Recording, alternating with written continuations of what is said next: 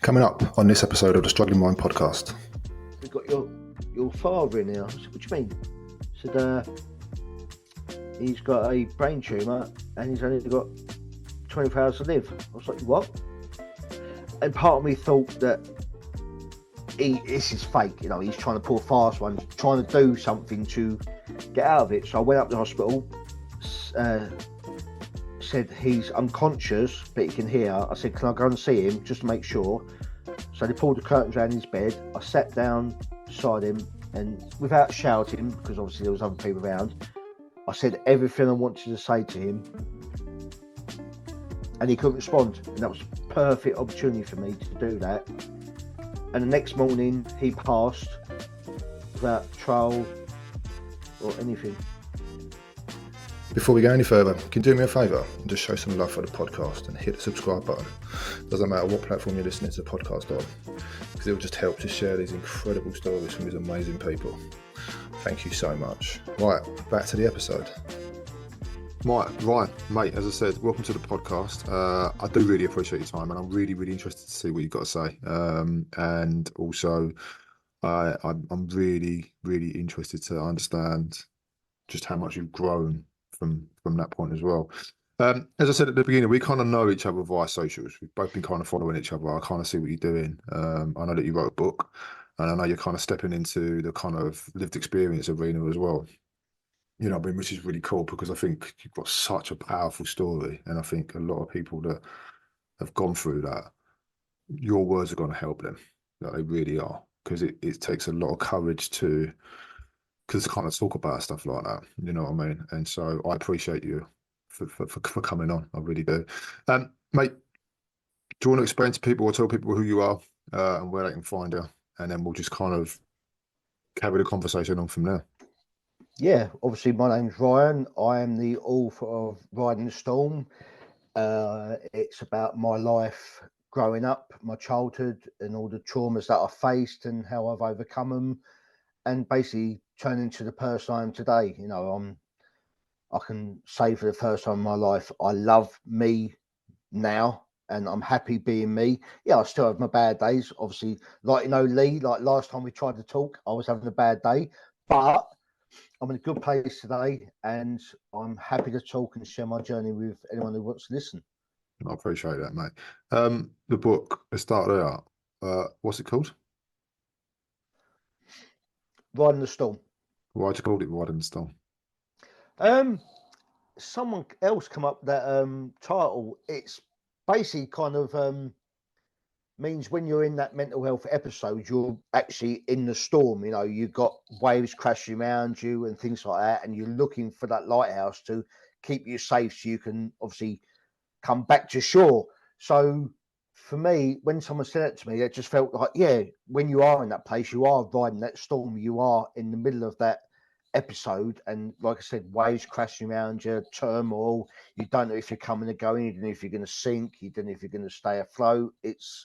That was the reason why I wrote the book. It kind of explains who I am and how other people feel, I guess.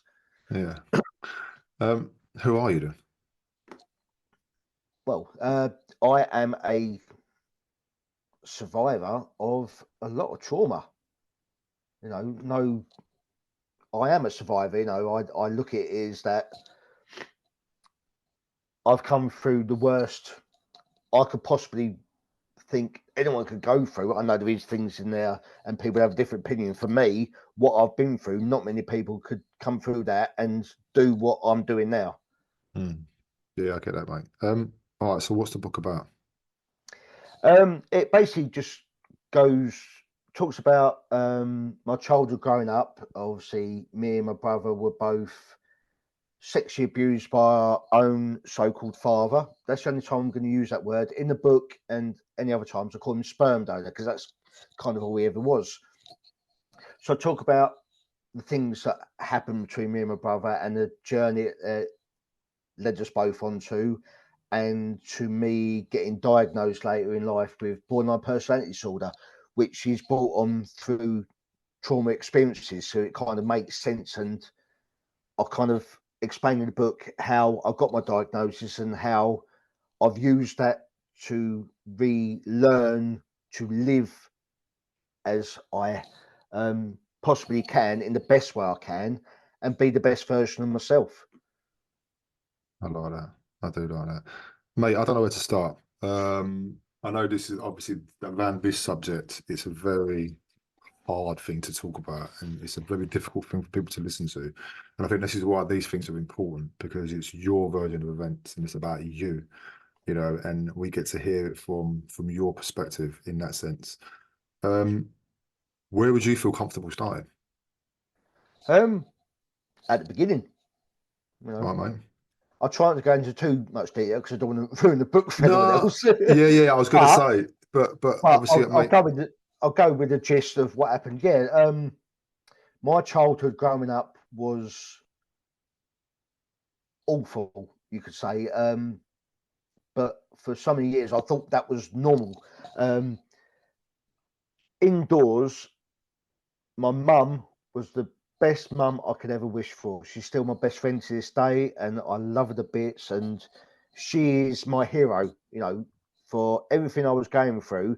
She was going through as well, plus being there for me and my brother. So my mum is on a pedestal. I know a lot of people say that about their mums, but for me, I feel like I've got the best mum.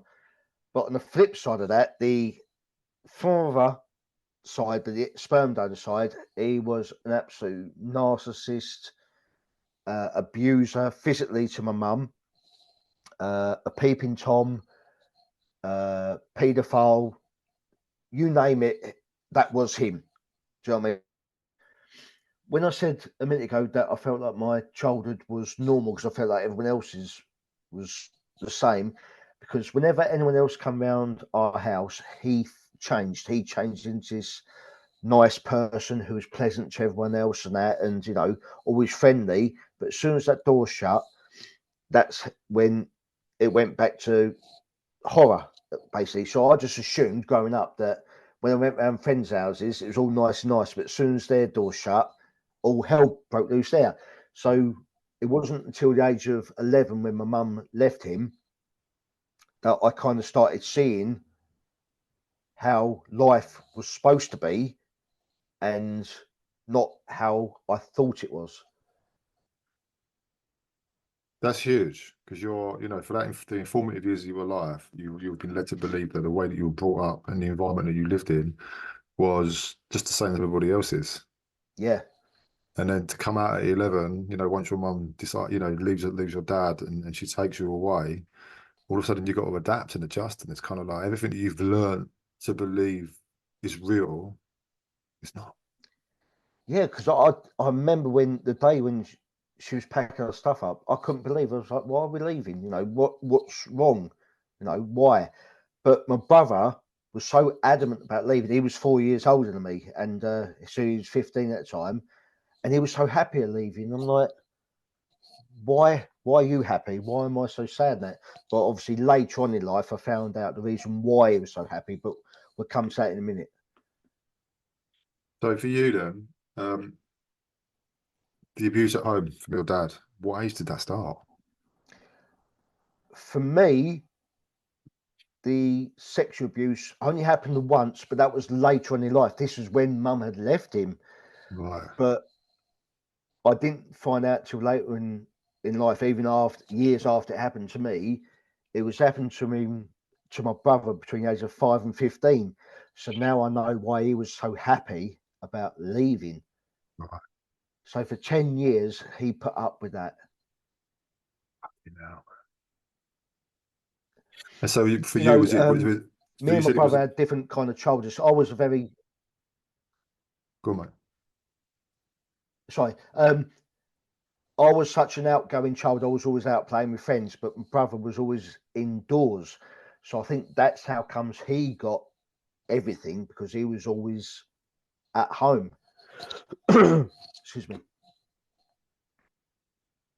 And so for you then, was it more like a mental and emotional abuse that you got from your dad, like and physical or Yeah, for them early years, because obviously I see the torment he was causing in the family, and you know the anger, the way I used to see him beat up my mum a few times and things like that. And throw plates at my nan when she was round, and just shouting and screaming. And he kind of learnt from a young age to do whatever he wanted to kind of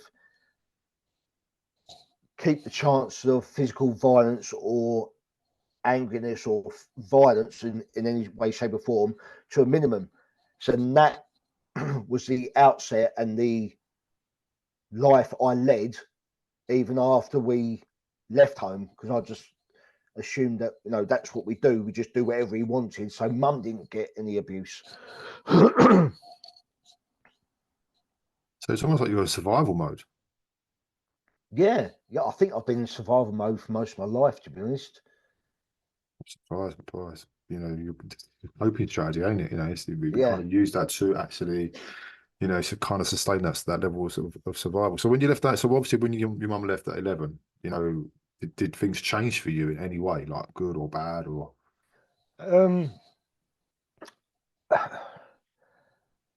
Nothing really changed for me. I still went to see him at weekends because he wanted to see us still.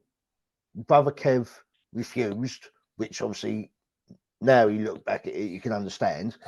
But I still went back for many reasons, because he stayed in the family home and all my friends around there. So I used to go stay weekends and spend most of the time with my mates, just to keep the peace as well, because there was times when I said to him, "Oh, I don't want to come over this weekend," and he used to kick off at mum. You know, he used to come and find where we lived and knock on the door and try and push his way in and that. So I used to think, right, okay, I'll go over there so that don't happen. You know, keep the peace.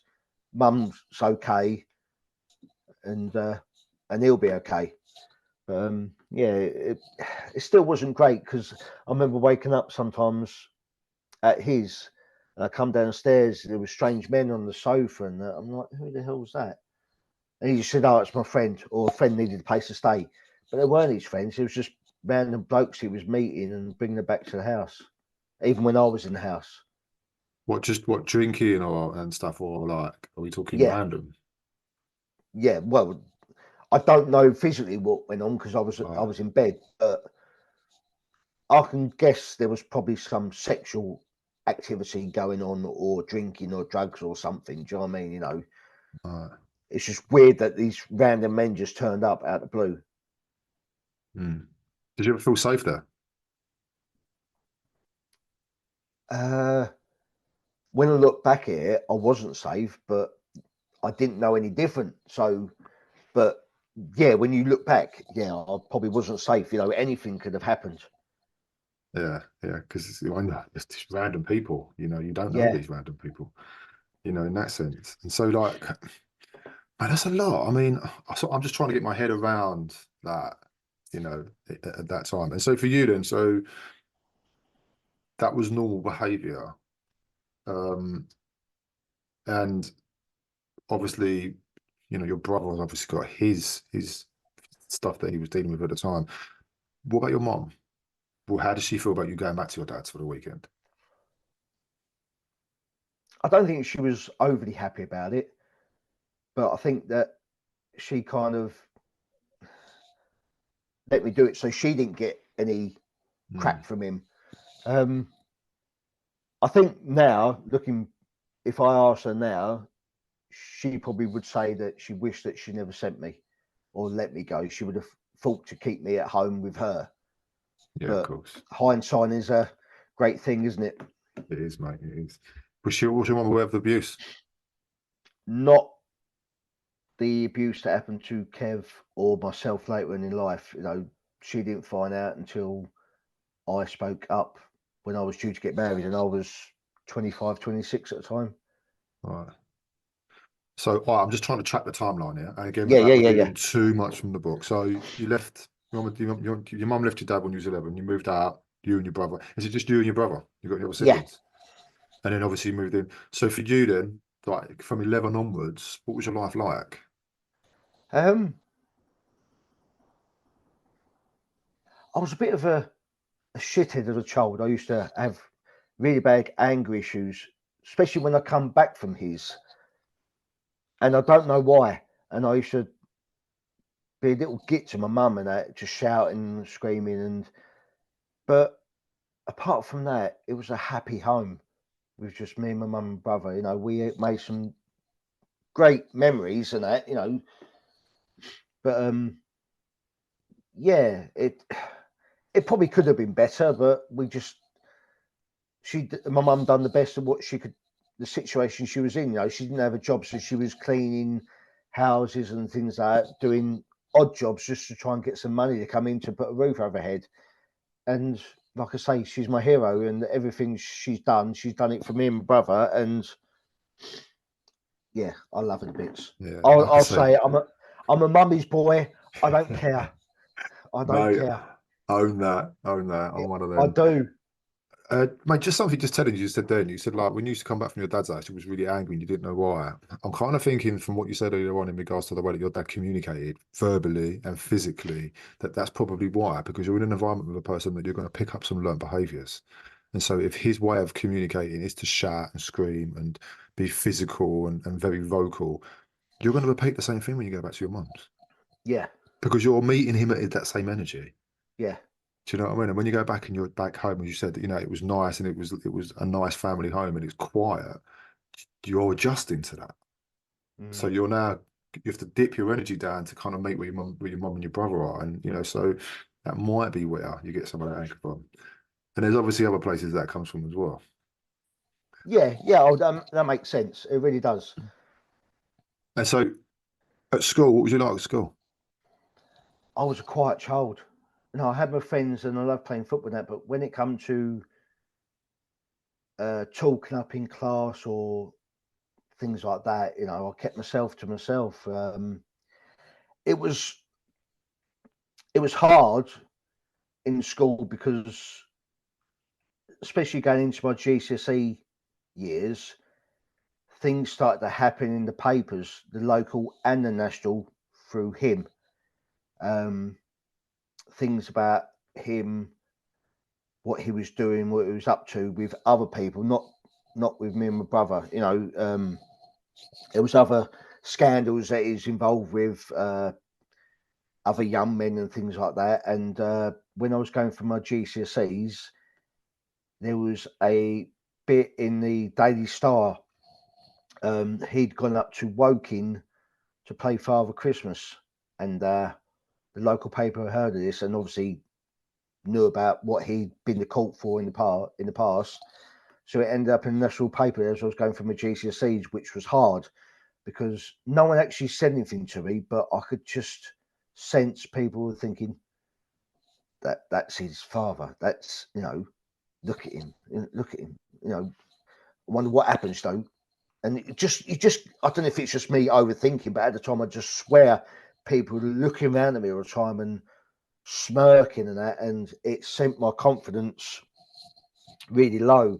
I used to think everyone wanted to beat me up, so I used to stay behind school or fake being sick so I didn't have to go to school, just so I didn't have to face someone. It was stupid, but I just couldn't help it.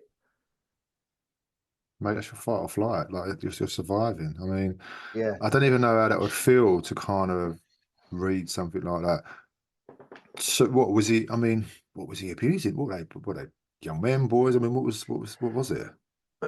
Well, And again, mate, if I'm going too thingy, tell me to pull back and I will. no, mate, no, it's fine. Obviously, I didn't know, but obviously, growing up, he'd been to court for peeping Tom in and what's the other word, like meeting men and things like that and stuff like that. So the local papers picked up on a lot of these trials, which was a lot kept from me growing up until him being the narcissist prick that he is and thinks the sun shines out of his arse. He come back and told the local press what he was doing. Don't know why, because he thought he was a big I am, and that's how the local press got hold of the national press, and that's where the big story come out. Because he was obviously known for meeting men and things like that. So to be playing Father Christmas with kids around you, it kind of sends alarm bells. So that's why the story come out. Right. All right. So I need to clarify this because right, I'm gay. So so when you say meeting men, to add some context to that, was it men that were of a certain age, or was it we're just talking about just hey, he has got homosexual tendencies? He was definitely he admitted later on in life that he was bisexual, but I think that he was 100% gay. But obviously back then he married and had kids to try and cover up. Right. So I think there was definitely some issues there. Never bothered me. If that's what he was, then I wish he'd gone about it the right way. Yeah. But All right. So the story, because if I got to that point, I'm like, okay, so what is this story that got into the national paper? yeah, it was just because he um, was around young kids, and obviously the local press didn't like the fact that what he was probably capable of. And I'm guessing there was trials that I still don't know about. Perhaps there was some underage things. I Right. still don't know the full story of everything. I can't and wouldn't want to ask him now anyway. Hmm. So there's still some missing pieces to the jigsaw for me, but I think Right. there's pieces that don't matter anymore. I know basically what happened in the past. I think that's all I need to know. That's fair enough, mate. That's fair enough. Um, so what was that like for you then growing up? I mean, obviously you kept yourself to yourself, you were quite quiet, and obviously you felt that shame that you felt people were throwing at you and that judgment based on kind of what they were reading and stuff. Like, how did you navigate that? I don't think we really did. I think we used to just hide in uh, shop doorways. If we ever see him walking down the town, he used to walk around like he's like I said, shit didn't stink, head up high, like look at me, I'm such and such. I'm not going to say his name, but look at me, whatever. And we used to hide, so it's like we kind of carried all that guilt and shame and everything for him, and he didn't care. So I think, yeah, it was bloody hard. I guess I was seeing counsellors in my late teens and things like that because obviously my anger outbursts and that, and refusing to go to school and trying to hide from social society and things like that. It was bloody hard, really hard. Yeah, I can only imagine, mate. I mean, I can only imagine what it was like. Mm. And and so then you're kind of going as you're getting older, you're kind of forming relationships with people and and stuff like that. And so was that easy for you? Not at first. I didn't. All my mates were going out drinking 18, 17, 18 now. I didn't go out drinking until I was about 20. I didn't lose my virginity till 21. My brother left home at 18, moved up to London because that was his scene. He admitted that he was gay and things like that. So he went up to London and that was his thing. So your brother? And it was like he not run away from, yeah, not run away from the situation, but I think that was his get out of, if he could get as far away as he can from what happened and start rebuilding his life. And that's what he did. And I was so proud of him for doing that, when I look back now.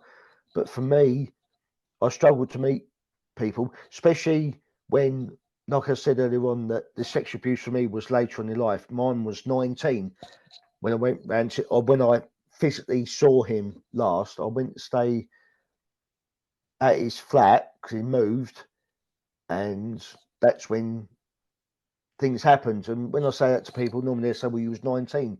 You could have fought him off. You could have done this. You could have done that."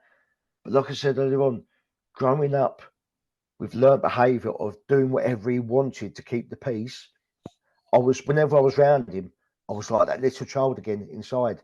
So I just laid there and just let him do what he had to do and that. And yeah, I remember walking out of his flat afterwards, and I just cried and thinking I can't tell anyone who's going to believe me. So I just kept it quiet for years. Mate, I appreciate you being honest. Hey, that's what I'm I here for. appreciate that.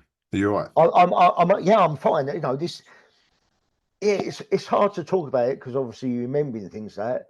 But I just tell myself it's made me who I am today. So I'm.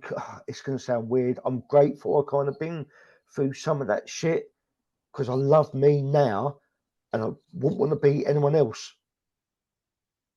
Mate, you're very courageous and you're very strong, you know, and I mean that sincerely as well, because just hearing you say that, so many things are running through my body right now, you know what I mean, in that sense.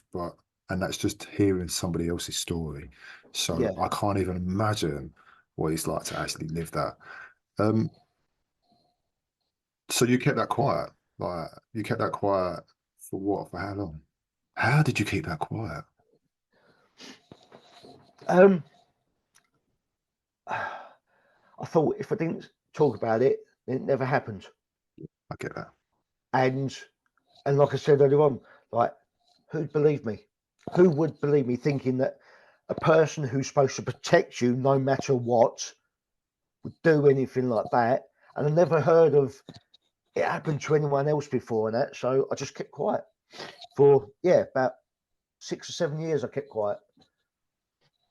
What changed? I was due to get married. I met someone and I thought I was going to spend the rest of my life with this woman. So I thought, right, okay, I'm going to be open, honest, and tell her. She was the first person I told, and then she gave me the confidence to tell my mum, which obviously broke her heart. Then we had to ring my brother and tell him. Like I said, he was living up in London. And that's when we found out that happened for him between the age of 5 and 15. And his words to me, I'll never forget it. It broke my heart when he said that I let it happen to me, so it didn't happen to you. And I felt like shit. It still happened to me. So he went through 10 years of hell, and he still got me. What a weight! yeah, it was hard hearing him words from my brother. You know, because he was trying to be the big brother, so trying to protect me, thinking, well, let it happen to me, so my younger brother don't get it, and he still got me. Do you know what I mean? That killed me that day. It really did. But your courage to talk about it, mate, gave him the courage to talk about it as well. Yeah, I guess so. Yeah, because he never mentioned anything. I don't know if he mentioned it to any of his friends and boyfriends up in London. We never knew, but that's the first time we ever heard him using words. What happened to him? Mm. And how did that? I mean, what was that like? You have to process all that as well. It was a lot to take in. I felt guilt as well because I felt like I let him down because you're right. Sorry, mate, I was hitting the dog in. Sorry. Oh, right, that's I was fine. trying to be Yeah, really discreet then. that's fine, mate. I felt guilt straight away because I felt like I let Kev down because he tried to protect me for all them years, and it was confusion thinking, right, what we're going to do now? We're going to do something about this, but Kev didn't want to. He said that he dealt with it his own way, done his thing up in London, that he dealt with it, and he asked if we could not do anything about it, and I thought, okay, we won't, because obviously I've only just spoken about this now, so we'll just not pretend it never happened, but we just won't speak about it again and just carry on as normal. I'd no dealings with SD then anyway, and Kev hadn't seen him since he was 18. Well, no, saying that, he hadn't seen him since he was 15. So we kind of just carried on with life, I guess. And how was that? Not great. Not great. I went off and got married, had my first child, and then not long, it was about 2 years after my first daughter was born, we had a phone call from Kev. He'd gone up to London because he said he was meeting some friends, but we didn't realise because he had a boyfriend. He was in a long-term relationship at that time, and he'd gone up there to meet someone he met on the internet, and we had a voicemail that morning. It was a Saturday morning because I remember I was at work, and it was a voicemail of Kev saying, "Ryan, help me. I don't know who I am. Can you help me?" So my wife played it down the phone to me. I said, "Well, can you ring his mobile for us?" So 10 minutes later, she rang me back. Said Manchester police picked him up.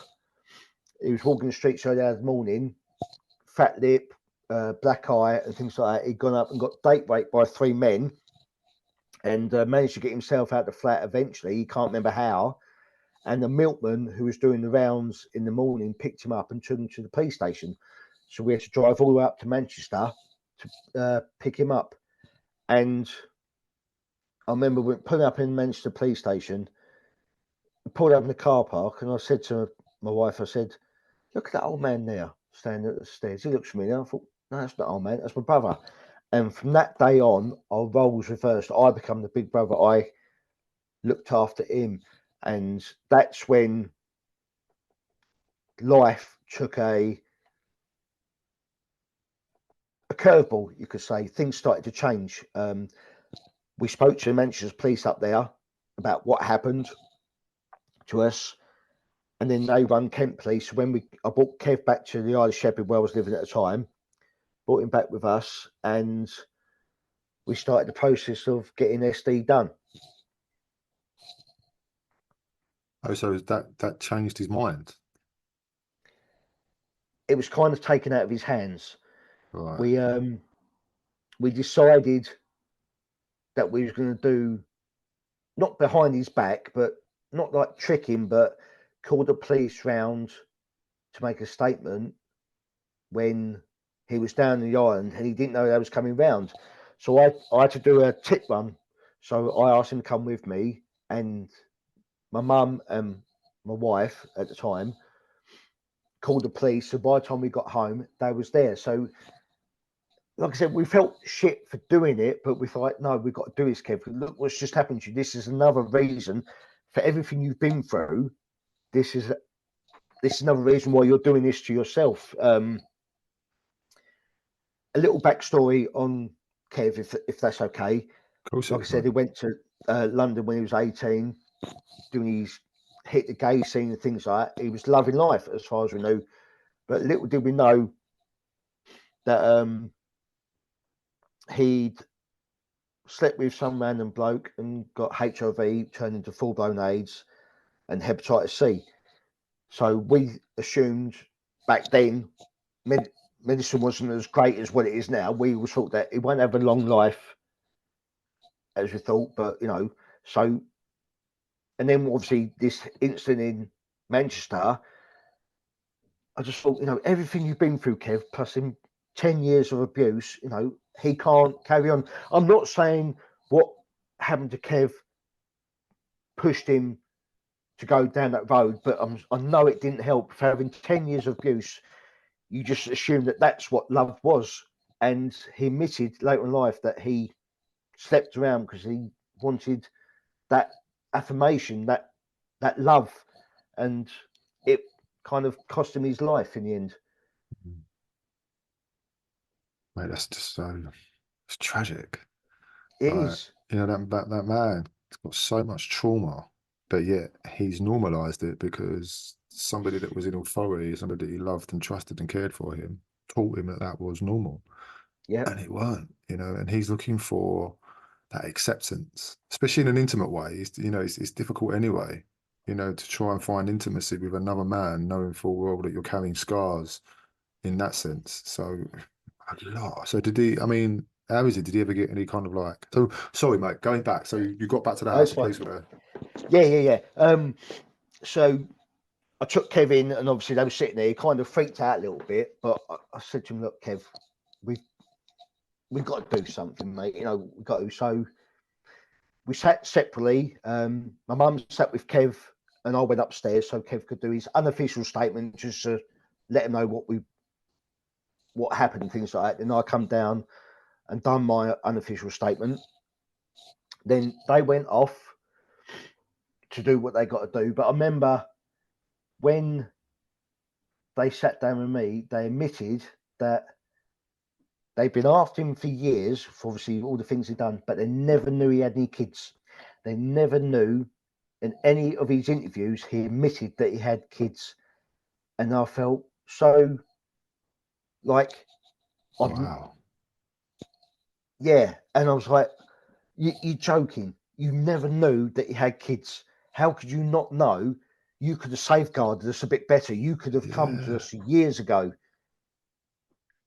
And it felt like that I was nothing to him, and Kev was nothing to him, because like he's not. Do you know what I mean? I don't know if he'd done actually thought, they'd find out. I don't know, but to know that there's no database out there for people like that to show that they've got families, so look into it more. Safeguard them. The possibility you could stop something before it happened, but it's nothing like that. That's fucking crazy, mate. Especially for those sort of the things that he was doing.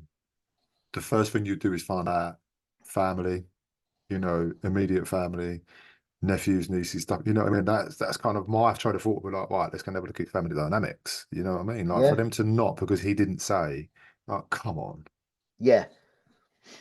So that's one thing I want to change. Hopefully one day get a better database or something out there, or I don't know if there is now, because obviously it's been a long time, but it's got to be surely something to flag up. But you've got the child sex offenders register, haven't you? Do you know what I mean? So then they'll have all the details, because we go into so much more detail now. And we're going back, this is like historical. So things were obviously different back then.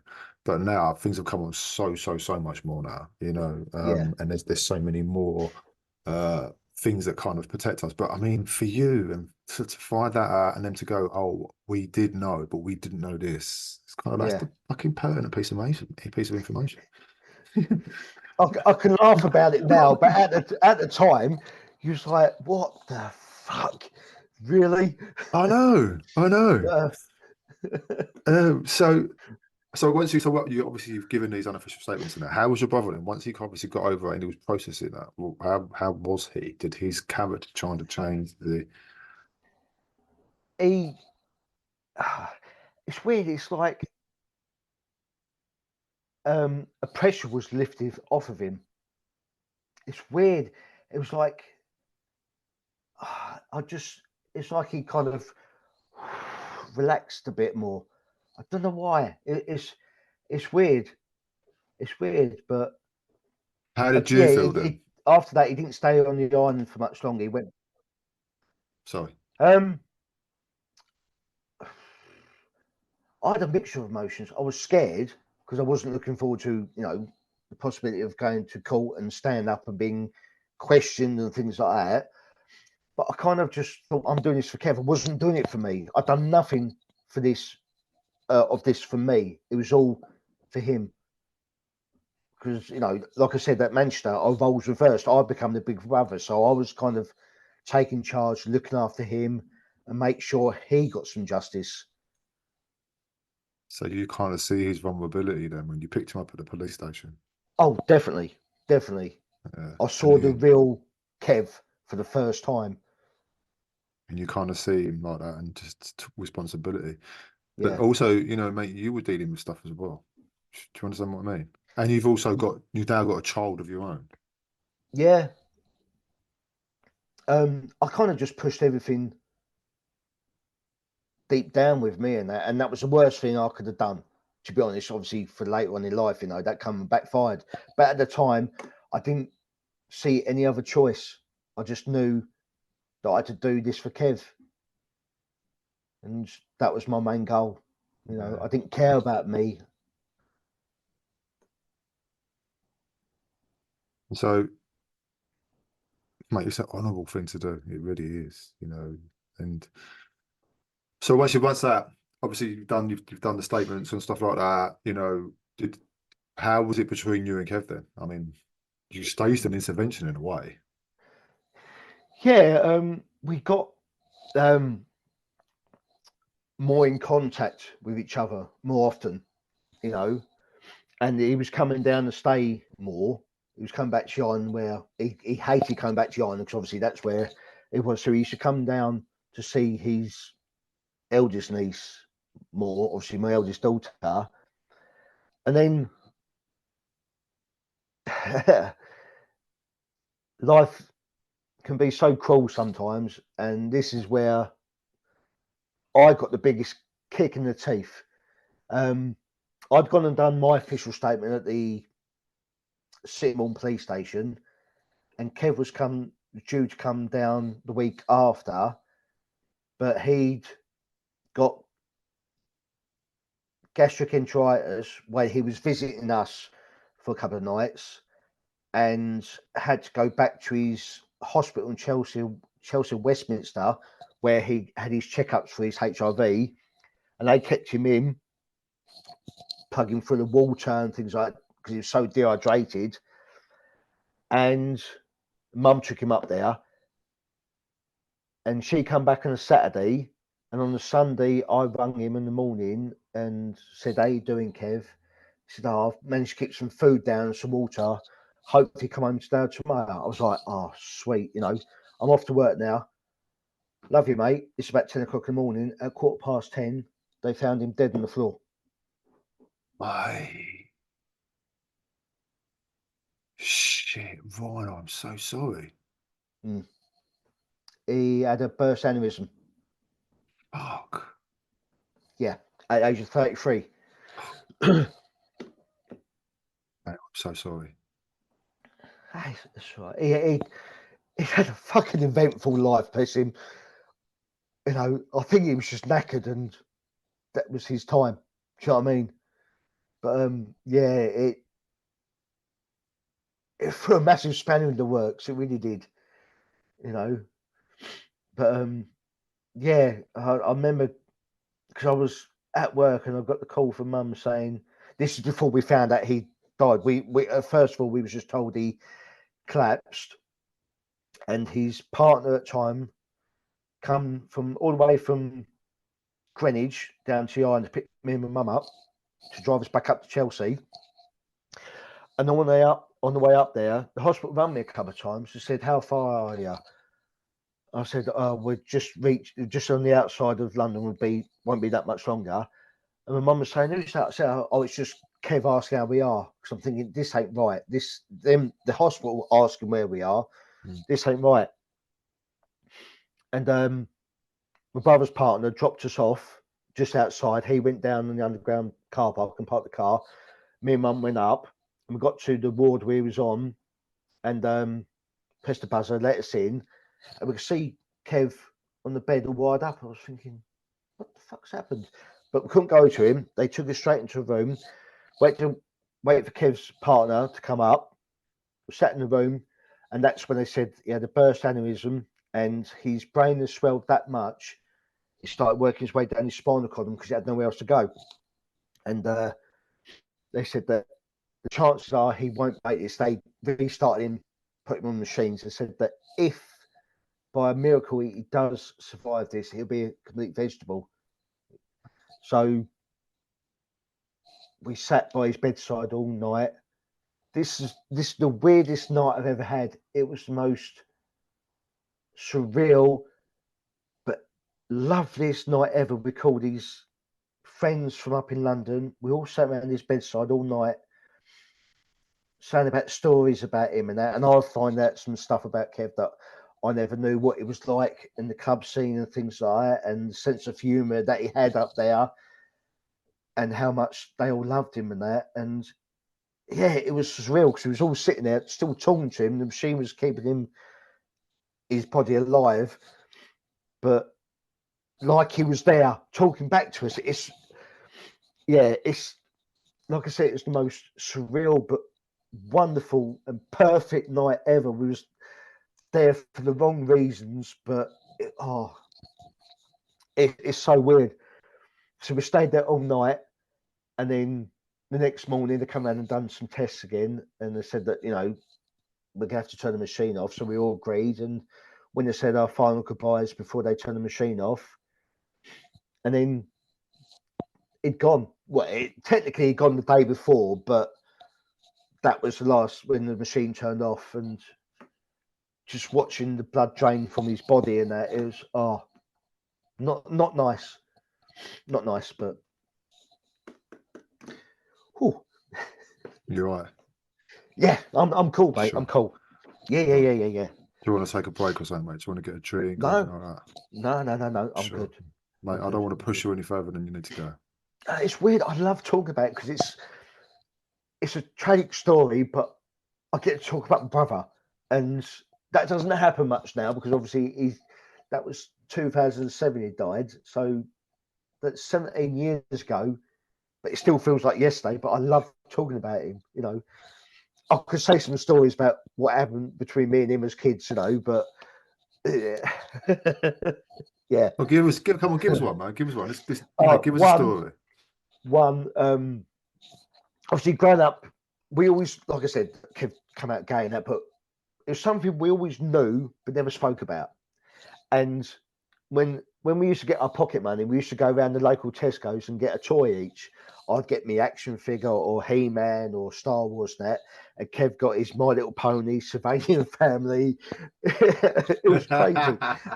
And whenever we used to go up to the checkout, he used to turn to me and say, "Do you think she'll like it? Like we're buying it for a girl for her birthday?" And my response always had to be, "Yes, Kev." But it was just one day we had an argument like brothers do and that. And he turned to me and said, "Do you think she'll like it?" And I said, "No, Kev, that's for you." Jesus Christ, did I get a wallop when I got home? And he battered the crap out of me. He was like, "You bastard, trying to embarrass me like." But I was telling the truth, Kev. But it was, it's crazy. We laughed about it later on in life, but at that time, you should see his face. He was like, "You fucking bastard." But yeah, it just summed me and him up. You know, we always loved him no matter what. You know, when he come out as gay, I think it was about 1920. It was like, and as long as you're happy, Kev, that's all we wanted, and we loved him. Amount of times I went to gay clubs with him and that. Oh boy, they were good nights. They were good nights. Wow, you know, we had so much fun and partying, and I was gutted. I remember the first time I went to gay club, I never got hit on. I was like, "Kev, why am I getting hit on?" They said, "Well, they know you're straight." I said, "How do they know?" I said, "I'm not standing with I'm straight t-shirt or anything like that." They said, "No, they just know." And I was like, "Oh, okay then." And yeah, it was crazy, but yeah. Oh, bless him. Mate, you sound like he's a right character. He Um, was. I appreciate you sharing that as well. I really do. And I can see the love that you got for your brother. You know, even in grief, you know, grief is just a love that we don't get the chance to give him. You know, that's why we Yeah, grieve so hard because we love them so much. Do you know what I mean? And that's how I kind of reframe my grief, you know, is the fact that it's because I miss her and I still want to give her this love and I can't, yeah. in that sense. So for you then, I was going to flick it back to you again, mate. So when you got to that point where you was like, well, I want to talk about this and I want to make a statement. What happened then? I mean, what come after that for you? Was it what you expected, or did it make you feel a certain way? I never thought I'd what about what I'm doing now. No, but I mean, like, you know, you get to a point Oh, where the main focus is like telling somebody, and we don't kind of look beyond that. So when you've told somebody, and it's kind of like, okay, so what happens now? What happened for you then? um, I think it was a bit of relief after I said something, and obviously I wasn't judged or questioned or say, "You sure about that?" or said, "Oh, you're wrong," or "You're lying," or things like that. It was like, why didn't I say something sooner? Why didn't I say something sooner? You know, it's you start doubting yourself, saying, "Well, if you said this sooner, then things might have been different. You know, you might have had a better life. You know." But yeah, definitely talking made a huge difference to me in that respect because that was a burden off my out of my head when I first said something. Was you able to then start to almost like disentangle yourself from that in order to kind of free yourself to become, you know, the person that you really wanted to be, rather than, you know, Uh, I tried, but obviously events that took place after we both spoke up, obviously losing Kev, things like that, that all got swallowed up in grief and things like that. And what happened after losing Kev was the final nail in the coffin for me, in the fact that obviously we still went ahead with the trial after we obviously had a funeral for Kev and said our goodbyes to him and things like that. We still went ahead with the trial. By that time, this was like 2007, the laws had changed that they could bring up previous cases. So they was building a big case on SD. Unfortunately, they couldn't use Kev's unofficial statement. They could use it as a character witness, but that was about it. But they could use mine and previous people they was contacting to come up, see if they wanted to be part of it. It went to magistrates court and then adjourned to Crown Court. And a couple of weeks before it was during Crown Court, I got asked to have a tour around the court to get myself familiarised with it, because I was 26. No, how old was I? 27, 28. To lie, I was cut to my 30th. It was 29, and I was scared about going to court. So the police arranged me to get myself familiarised with the court, so I didn't feel so shocked and overwhelmed going in there. So perhaps I'll be more calmer about standing up and saying what I wanted to say in front of him and being questioned by his defence team. And then 2 days after I did that, this is kick as well, I got a call from the hospital, big hospital around near us, saying that we got your father in here. I said, what do you mean? I said, he's got a brain tumour and he's only got 24 hours to live. I was like, what? And part of me thought that this is fake. He's trying to pull a fast one, trying to do something to get out of it. So I went up to the hospital, spoke to the nurse there. She said, yeah, it's definitely him. Showed me the paperwork and that. Said he's unconscious, but he can hear. I said, can I go and see him just to make sure? So they pulled the curtains around his bed. I sat down beside him, and without shouting, because obviously there was other people around, I said everything I wanted to say to him, and he couldn't respond. And that was a perfect opportunity for me to do that. And the next morning, he passed without trial or anything.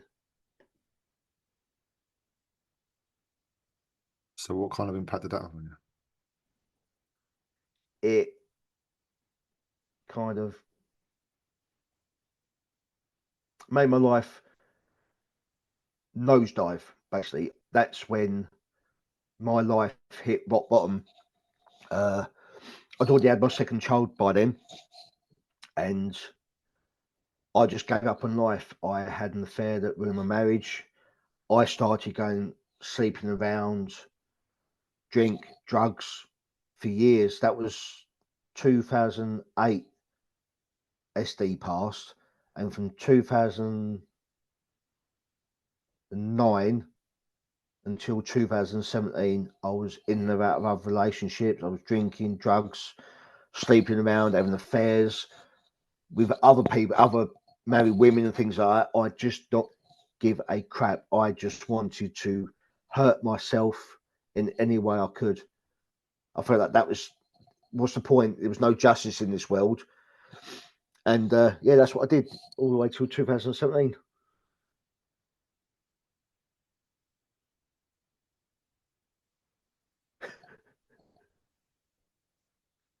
So 2017, what changed for you then? Yeah. What changed then? That's when my mum see how bad I was and made a call to a mental health ward at another hospital near where we used to live, and they saw me and diagnosed me there and then with my borderline personality disorder, because they asked about my life and things like that.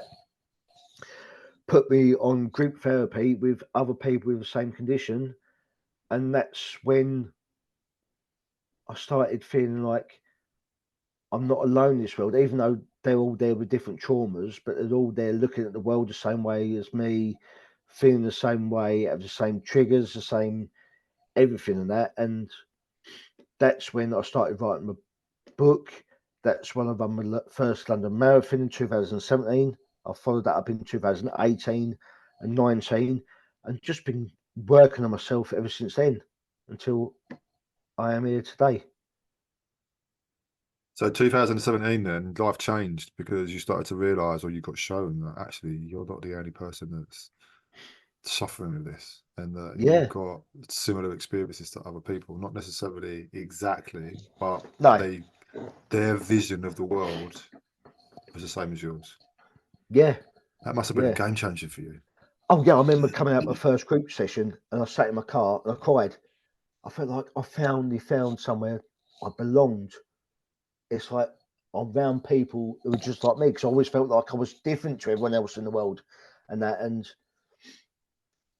yeah, that was a weird but amazing feeling. And then I put everything into them courses. The first course we done was called Steps. Then they put me on to the next one because I'd done so well, onto the more intense one. And I've just been working on myself ever since then. You know, I still have to take medication every morning. And like I said, I still have my bad days and things like that, but they're not as frequent as they ever used to be.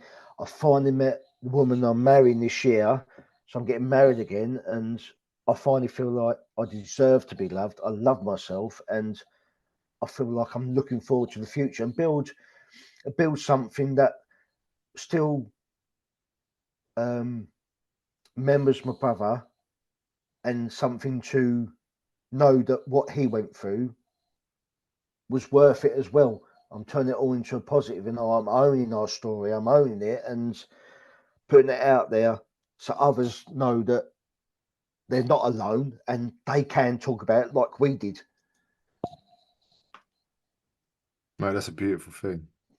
That really is. And I mean, listen, don't forget yourself in this as well. You know what I mean? It's really important that you don't forget yourself in this. You said about when you went to therapy and they diagnosed you then with, the bipolar.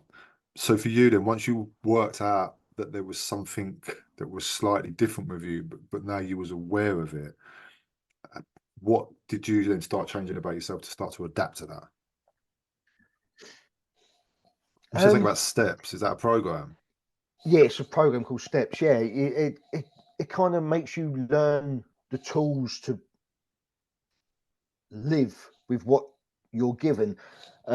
Obviously, what's made us and things like that. So you have to rethink, rework the way you think, rework the way you look at situations and things like that. And I noticed that when I was changing, the dynamics around me would change as well. I started losing people because they didn't like the new me because obviously that's how life is. You know, I lost family members over it and that, but the right ones stuck around. Stuck around. You know, my mum, she's always been there. She's still there. Bless her heart. You know, I've got my daughters. I've got the friends that I've had for a long time as well. I've made some amazing friends since I've been in this journey from getting my book published. I've met so many wonderful people around the world, and they are my new family. You know, I've got so much more in common with people than I ever thought I would, and that is amazing. Everyone I've met are doing so amazingly work, like yourselves, Lee.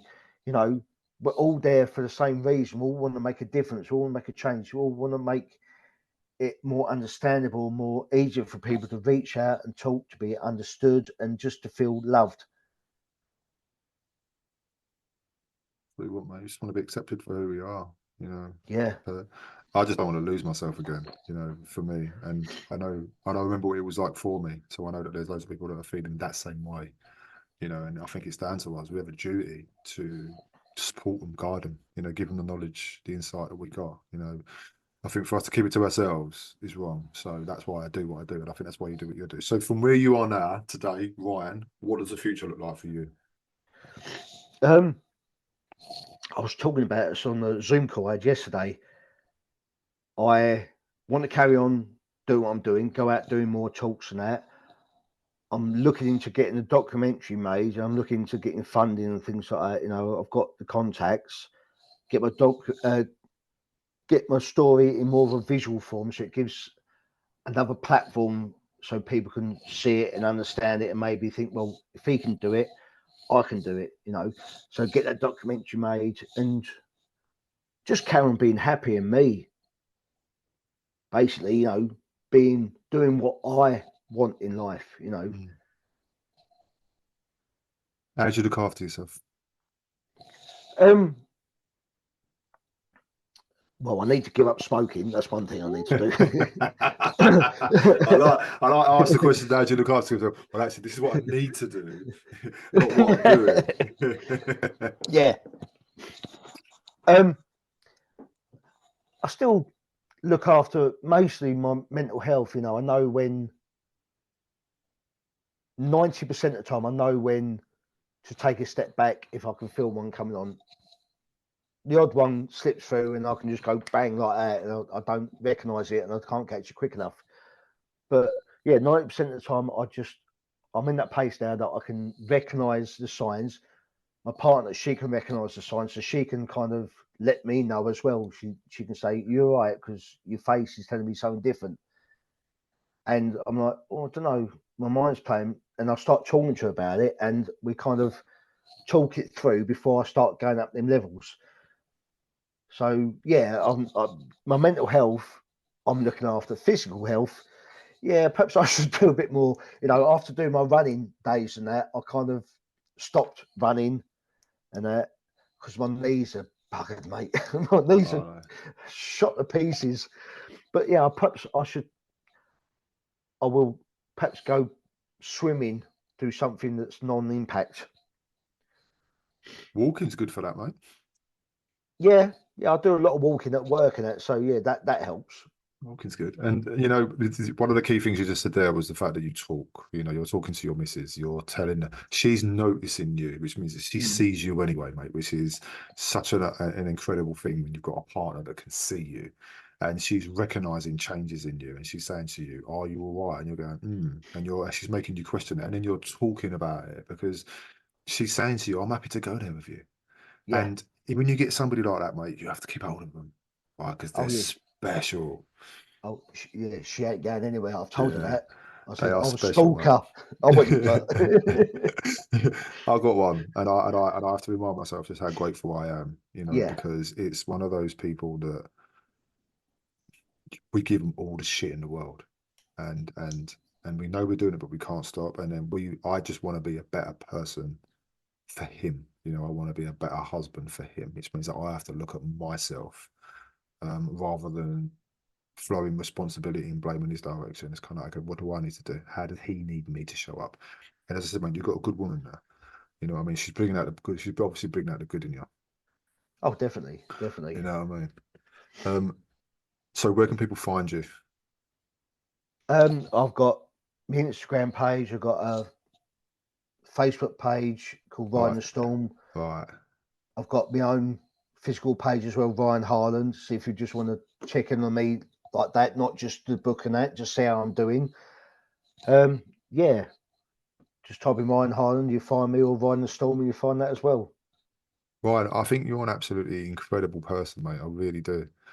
Because of not just because of kind of what you've overcome, but for the fact that you're now using that to help others, you know, and you know, when we talk, we do give people words because it's difficult to articulate, or we just don't think there's a problem because we think it's normal. And so for the likes of you, mate, to fucking write a book, do you know what I mean?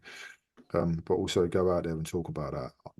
I understand that's part of the healing process, you know, like when you talk heal, I get that, you know, and for you, you're not just doing it for you, but you're doing it for your brother Kevin as well, you know, in that sense. And mate, I bet he's proper proud of you. Proper proud of you, mate. He bloody better be, because otherwise I'm going to go and find him. Let me ask you this then. Are you proud of you? Yes. Yes. That was hard saying it, but I'm will try it and do that more.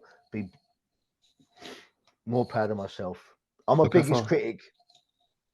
mate. You know what? Look how far you've come on those Yeah. days. All right, this is something that I do. I've got a recording on my voice notes that tells me how proud I am and to remember how far I've come. When I'm feeling really shit, I'll play it because I'm saying it when I'm in that place. So my mood, my voice, my language is all positive and upbeat.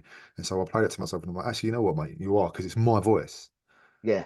And I can connect with that instantly. Do you know what I mean? So on them days you are feeling a bit shit, remember, you are where you are, mate, because you've done that. You've overcome that. Right, you're a star. Thank you so Thank you for much for having your me, Lee. I time, mate. really appreciate it. No worries, mate. Anytime. And I'm coming, you're gonna come back as well. Like when you start, become one of this international bestsellers and shit. I've got that. Remember me? Remember me? Should we I'll do be part like, two? Lee who? Yeah. Ooh. Yeah. No, mate. I'll be I'll still be here.